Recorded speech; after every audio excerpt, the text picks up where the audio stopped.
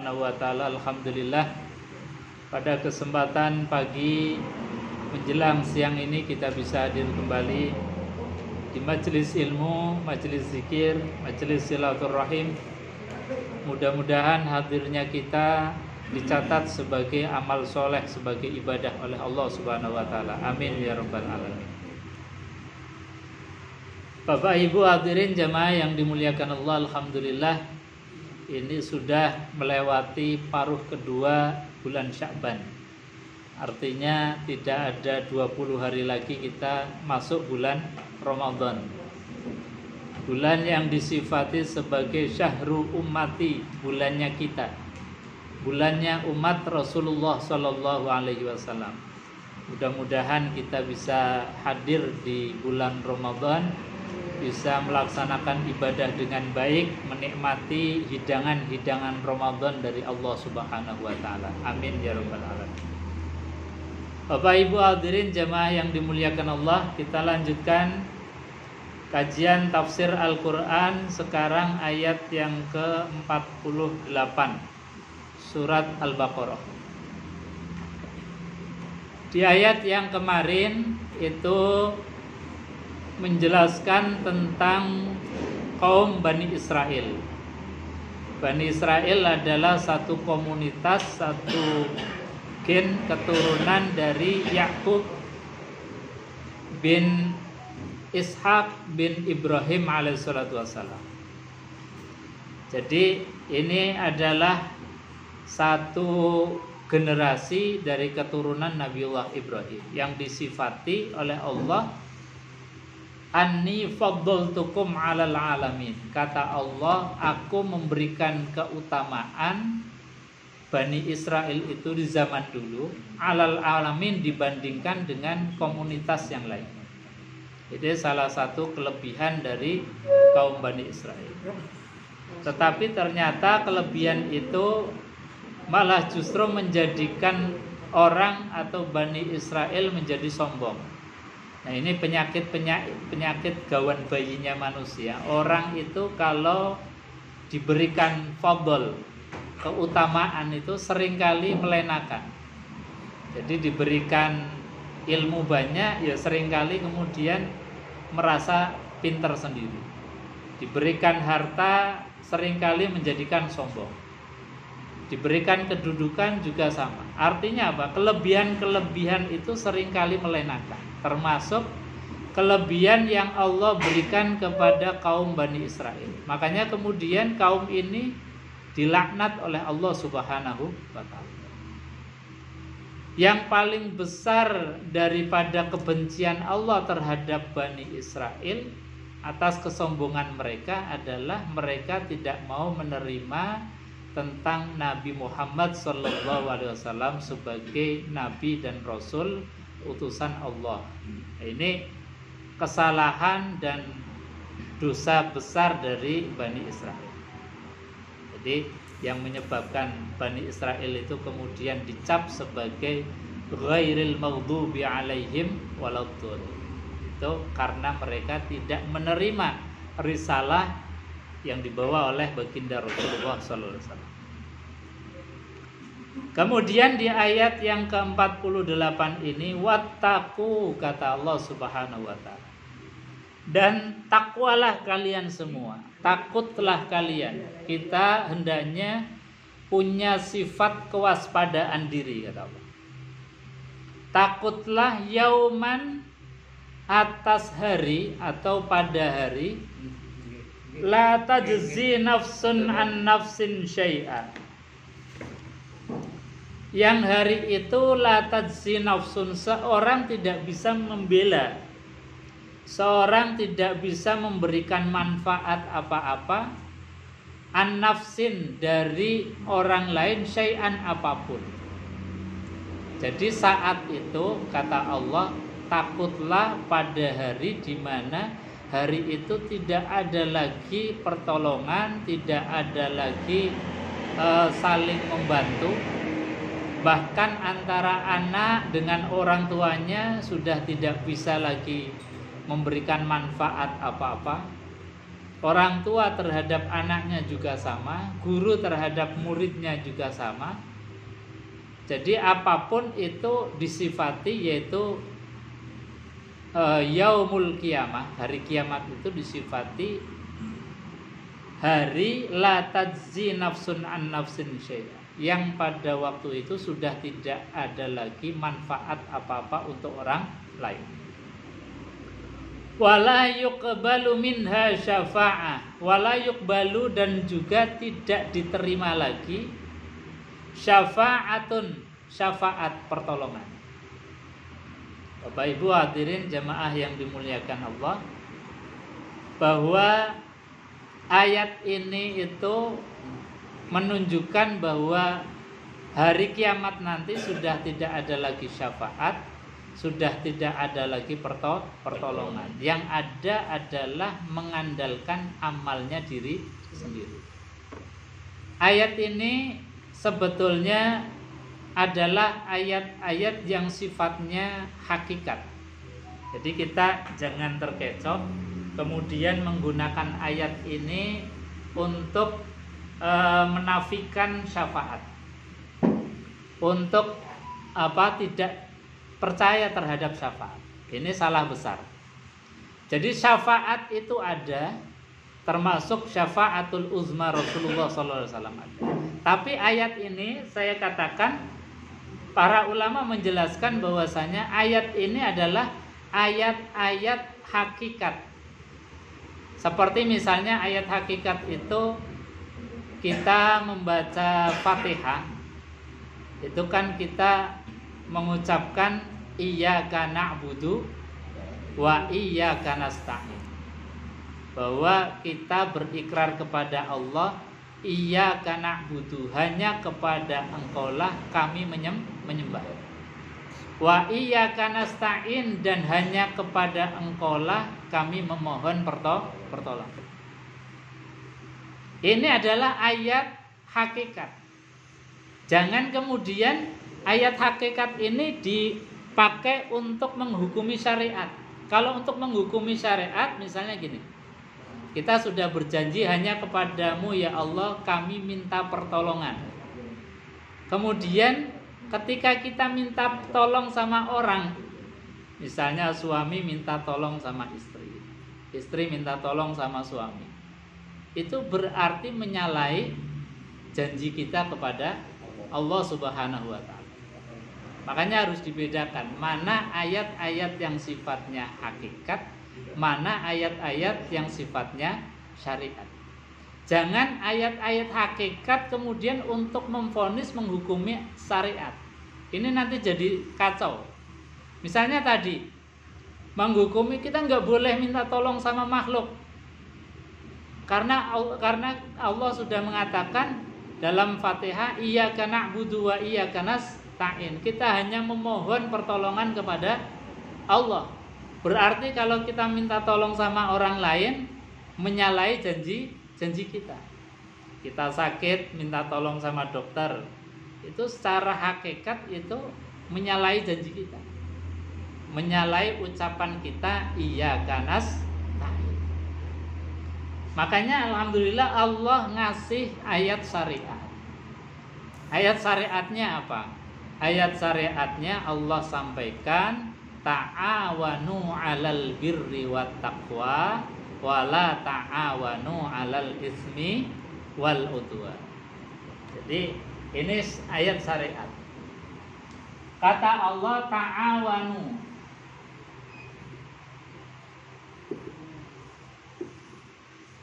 saling tolong menolonglah kalian, alal birri wat taqwa,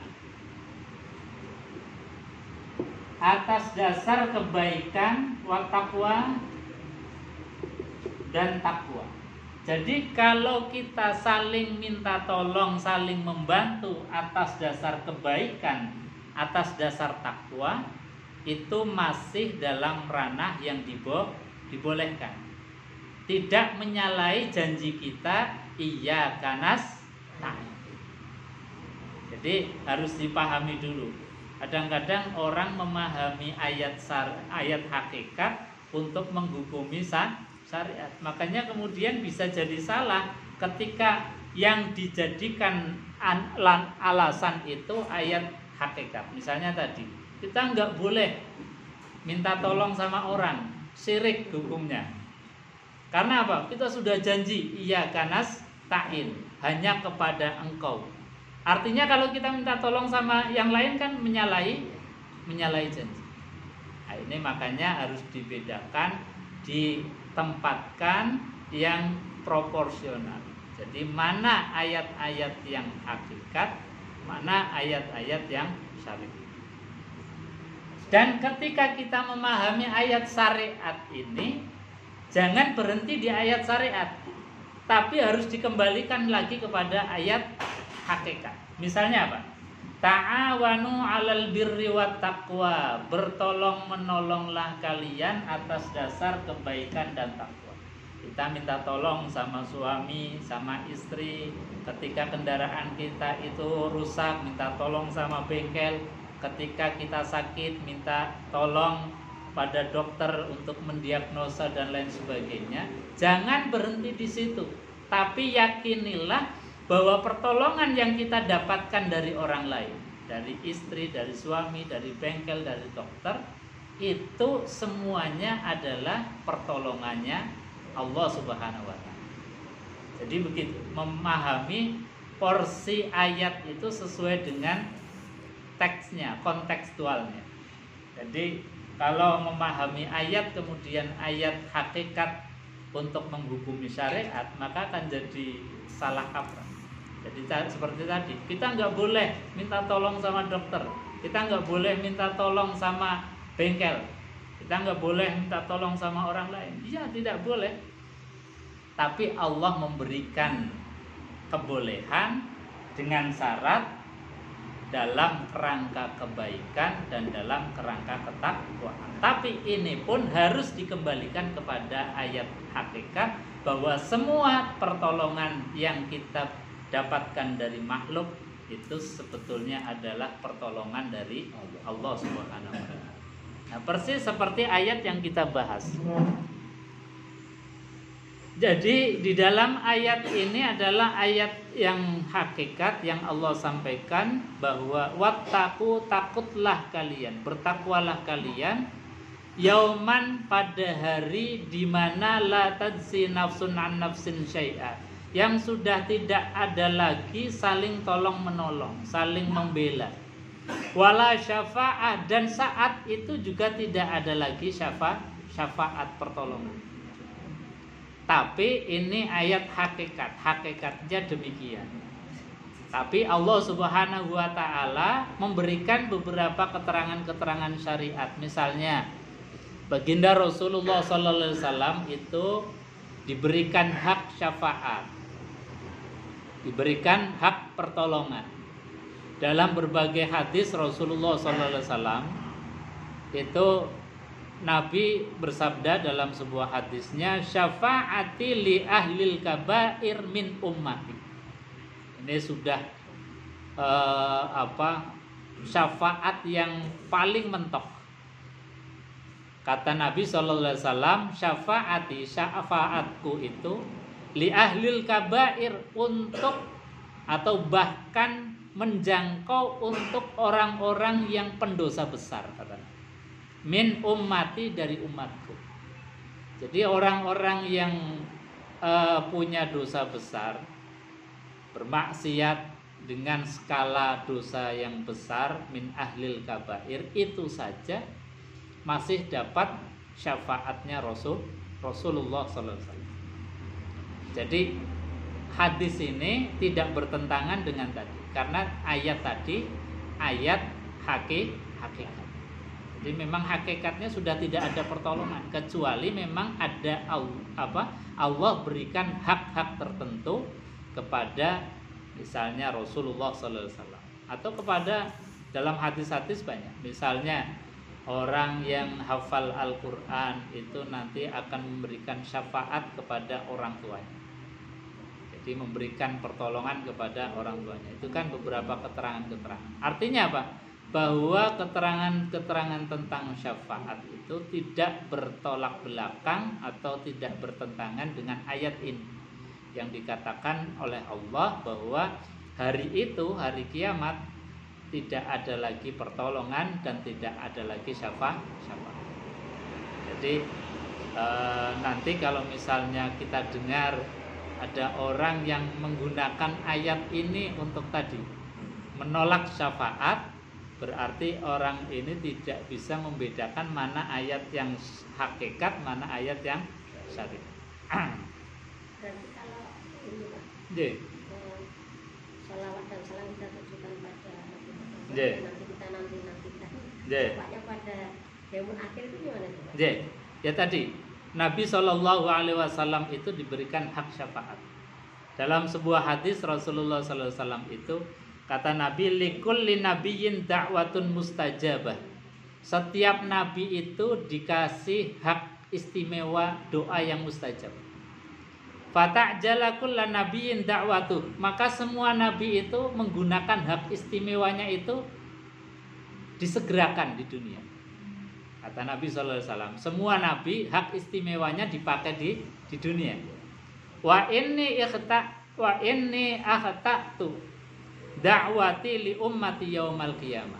Kata Nabi, sedangkan aku punya hak istimewa doa yang mustajab itu aku masih simpan, yang nanti akan aku gunakan untuk umatku yaumal qiyamah, pada hari kiamat. Fahiya na'ilatun insyaallah. Maka ini akan aku berikan insyaallah.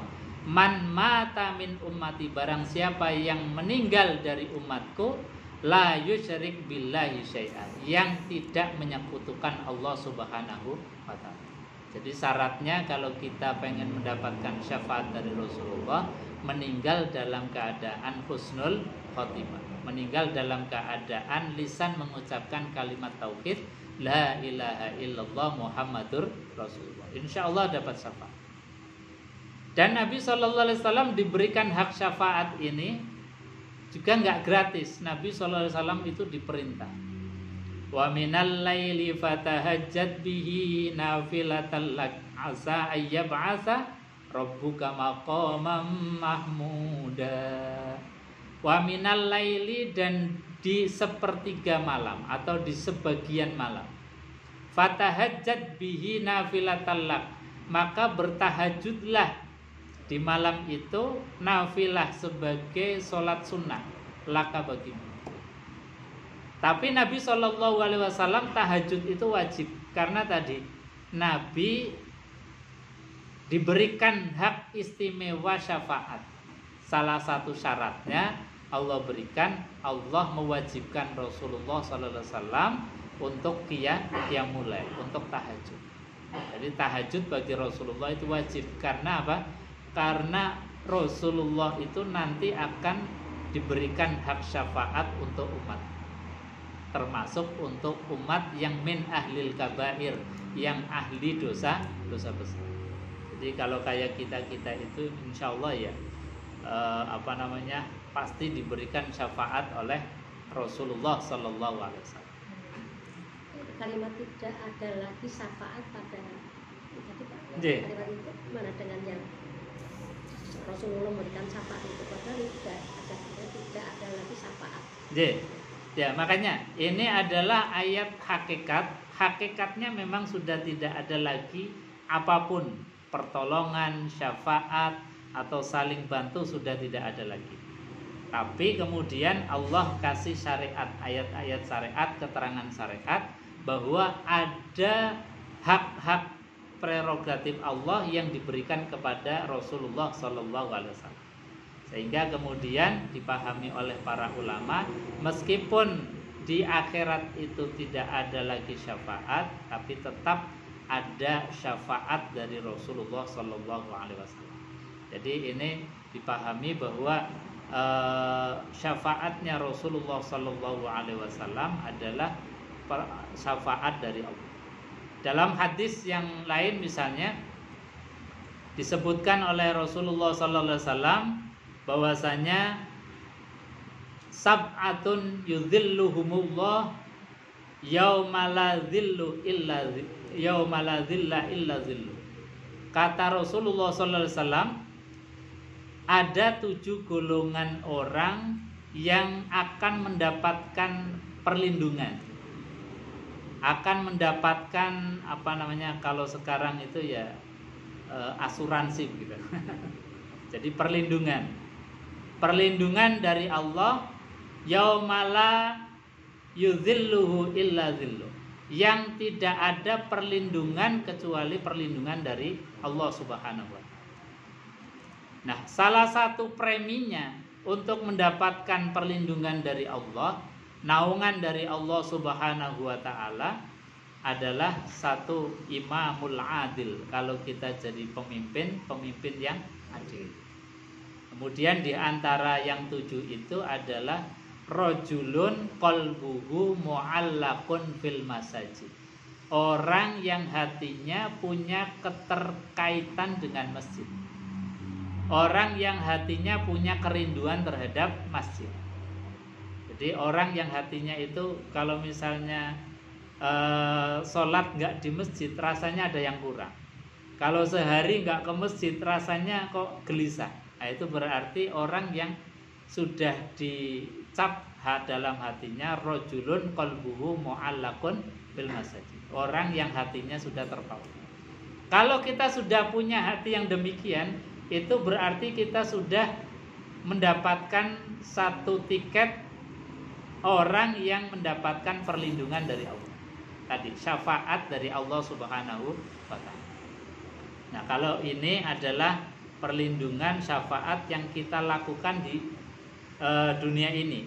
Kita bisa usahakan dengan preminya tadi. Preminya kita rindu terhadap masjid, hatinya selalu mu'allaq terhadap masjid. Atau ketika kita menjadi seorang pemimpin yang adil, itu sudah jaminan mendapatkan syafaat atau perlindungan dari Allah Subhanahu wa taala. Jadi kembali lagi bahwa dalam ayat ini disampaikan pada hari kiamat ini sebetulnya hanya menggambarkan satu kondisi tentang yaumul kiamat, bahwa kiamat itu sudah tidak ada lagi apa-apa kecuali amalnya kita. Jadi jangan kemudian kita mengandalkan syafaat dari siapapun. Hendaknya kita itu berusaha dengan amalnya kita sendiri. Meskipun toh nanti akhirnya kemudian kita misalnya membutuhkan syafaat, yaitu pasti ada syafaat dari Rasulullah. Makanya ketika Nabi SAW itu ada salah seorang sahabat Nabi, yang sahabat itu menjadi orang dalamnya Nabi, jadi pembantu hariannya Nabi. Ketika sahabat ini mau boyong rumahnya, mau pindah, mau sudah pulang ke rumahnya, matur kepada Rasulullah.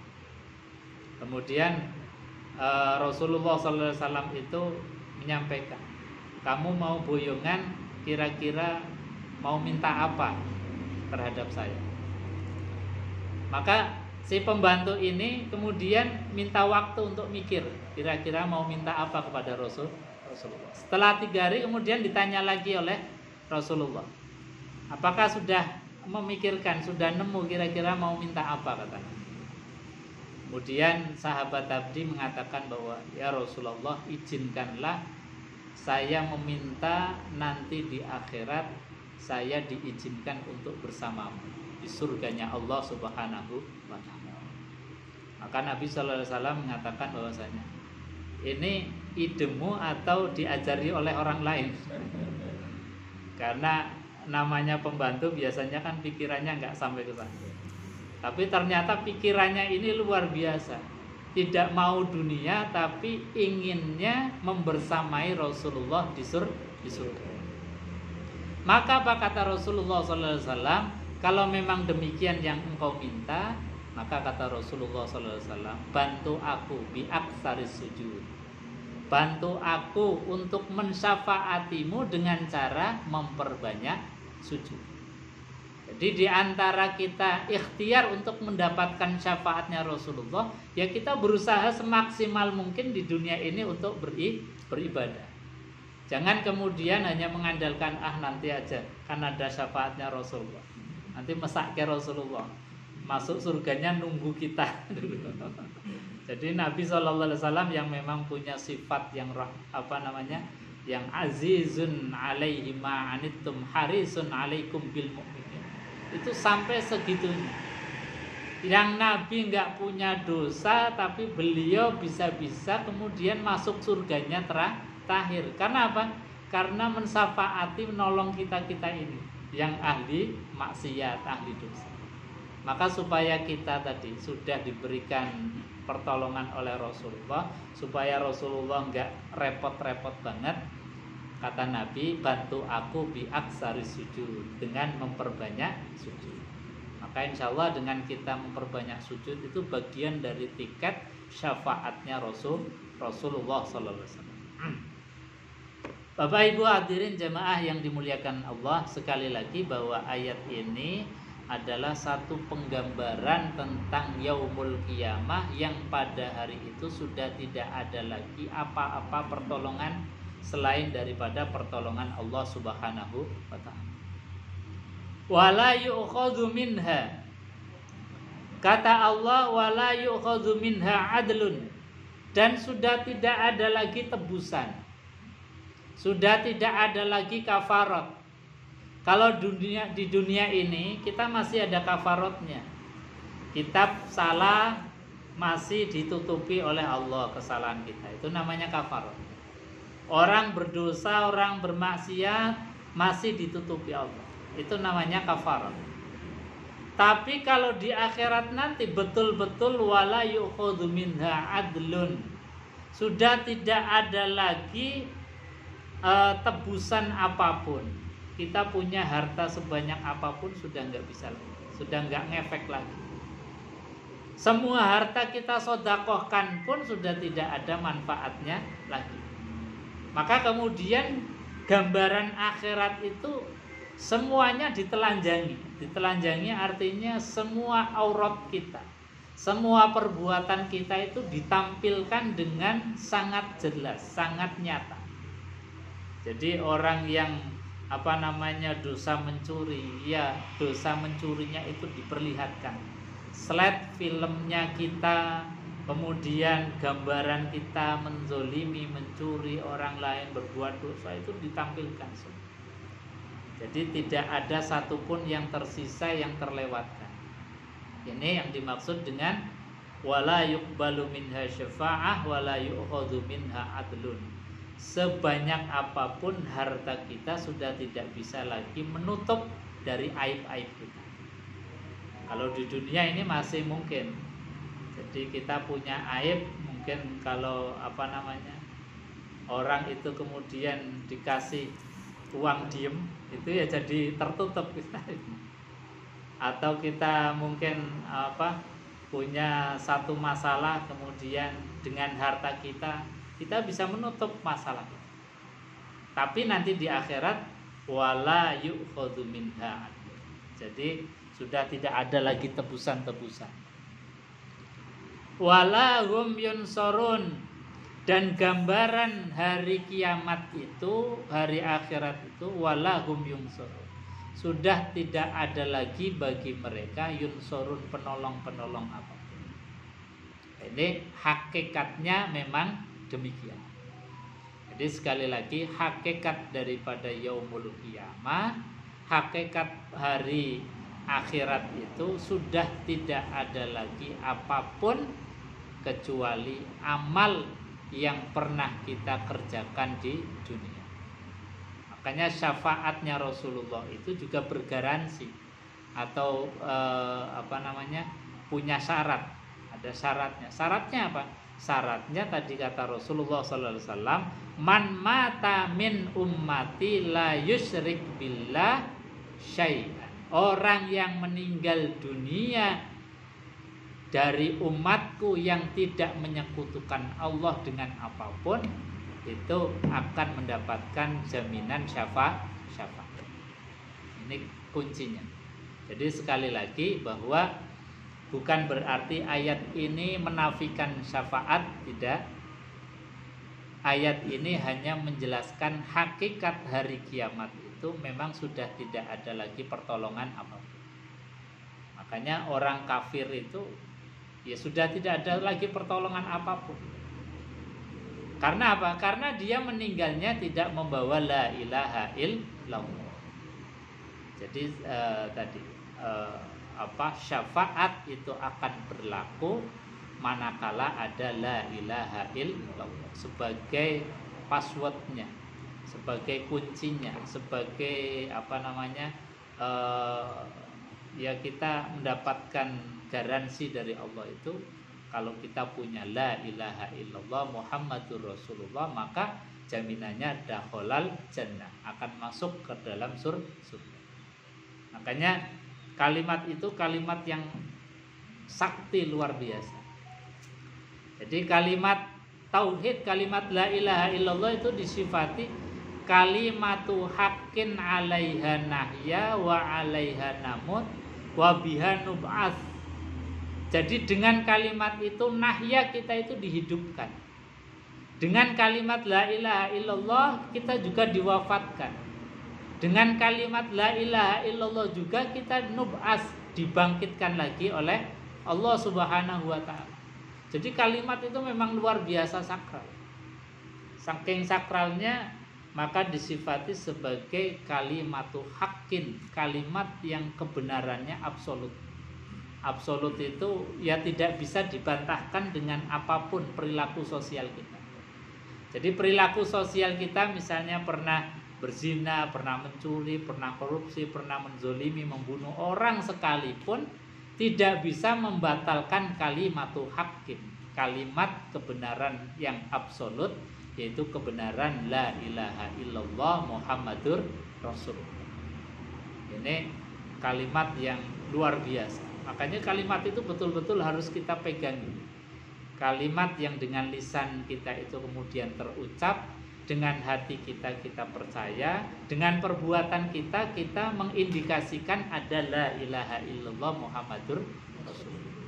Itu satu kalimat yang luar biasa. Jadi kalimatu haqqin 'alaiha nahya wa 'alaiha namut wa biha nub'ats. Dengan kalimat itu kita hidup, kita meninggal, kita dibangkitkan lagi oleh Allah Subhanahu wa taala. Makanya di dalam menanam kalimat itu orang-orang tua kita dulu itu luar biasa. Jadi apapun kita kumpul-kumpul ada la ilaha illallah. Dari mulai anak baru lahir mengumpulkan tetangga ya yang dibaca la ilaha illallah. Sunatan ya la ilaha illallah, nikahan ya la ilaha illallah. Sampai meninggal pun masih ada tradisi la ilaha illallah yang dikenal dengan tahlilan. Itu sebetulnya tradisi menanamkan tadi kalimatu haqqin 'alaiha nahya. Bapak Ibu hadirin jamaah yang dimuliakan Allah, mungkin di ayat 48 itu yang bisa kami sampaikan. Sebelum dilanjut, barangkali ada yang mau menambahkan atau ditanyakan, monggo Pak. Terima kasih. Kami menambah sedikit.